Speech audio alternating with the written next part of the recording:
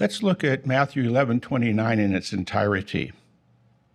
It comes after Jesus made a rather profound statement in verse 27. Do you have that? Matthew 11:27. Jesus said, "All things have been handed over to me by my Father, and no one fully knows the Son except the Father. Neither does anyone fully know the Father except the Son." But then he adds, "and anyone to whom the Son is willing to reveal him." Isn't that profound? Part of Jesus' mission in coming to the earth was to more clearly reveal Jehovah's thinking and personality. Now, with that thought in mind, let's read verse 29. "Take my yoke upon you and learn from me, for I am mild-tempered and lowly in heart, and you will find refreshment for yourselves." Verse 30 adds the detail, "For my yoke is kindly and my load is light." I think we all know what it means being mild-tempered. But what about lowly in heart? Well, our study notes explain that that means humble and unpretentious. Now, what can we glean if we magnify verse 29? Well, let's start with the yoke. That's a neck yoke depicted on screen. And I think we can picture two animals yoked together. In this case, it's a head yoke. By the look on the cattle's faces, they don't seem particularly thrilled to be yoked together like that. But it allows them to unitedly pull in the same direction and accomplish a common task.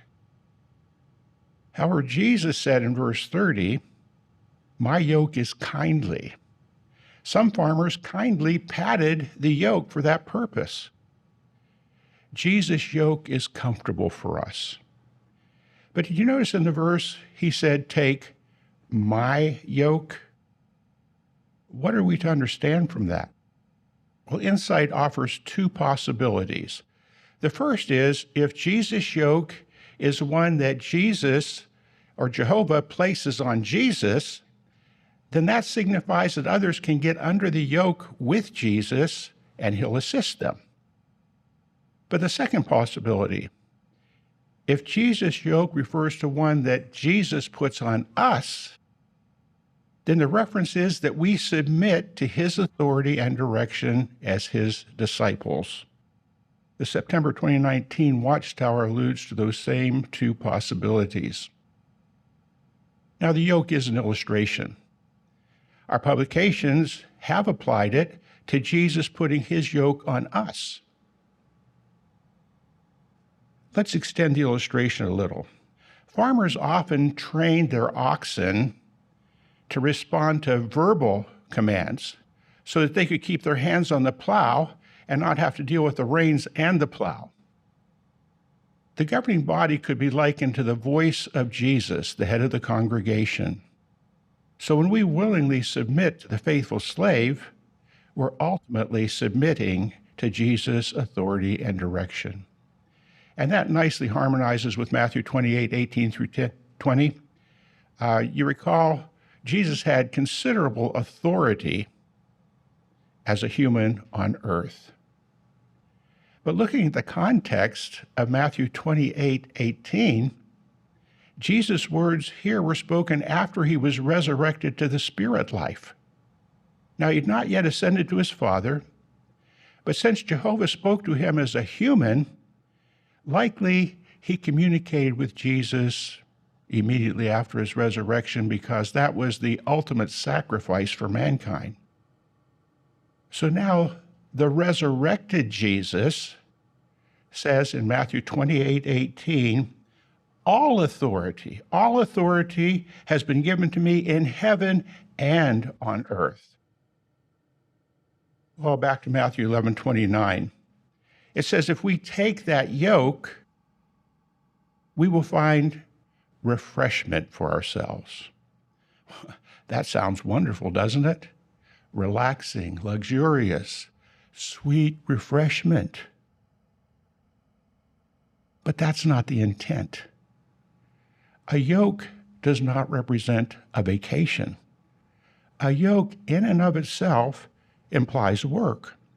A farmer does not put cattle in a yoke and send them out to graze in a refreshing pasture. He puts them in a yoke to accomplish work. Well, Jesus now has authority in heaven. So the resurrected anointed one's refreshment does not mean floating on a cloud, strumming a harp, as Christendom sometimes suggests. Jesus' personality did not change when he went to heaven, and a yoke refers to meaningful work. But Jesus is mild-tempered, so that work is kindly and refreshing. And just think of the near future. Try to imagine all of the anointed following Jesus' direction at Armageddon. They're going to assist in dismantling Satan's entire wicked system. That is work. But since it's under Jesus' direction, that work is refreshing, it's invigorating, it's fulfilling. And for those of us on earth, refreshment does not mean lounging in our favorite easy chair with the beverage of our choice. We have work to do. But the yoke is padded, it's kindly, we don't chafe under it. Jesus is mild-tempered. Now back to Matthew 11:29. Did you notice Jesus said, "And learn from me"? Why did he include those words? The sentence would have made perfect sense without them. But he specifically said, "And learn from me."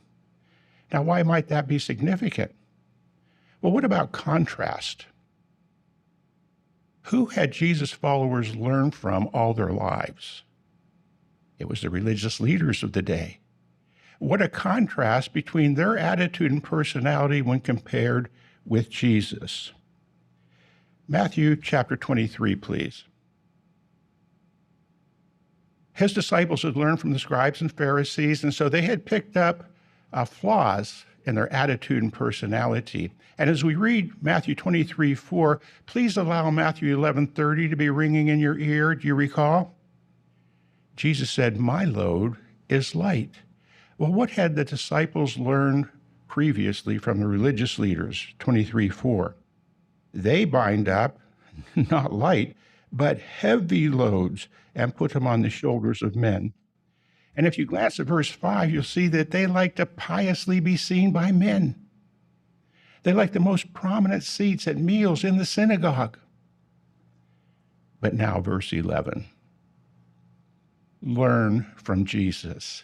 He said, "But the greatest among you must be your minister." Do you remember an entrenched personality flaw of the apostles?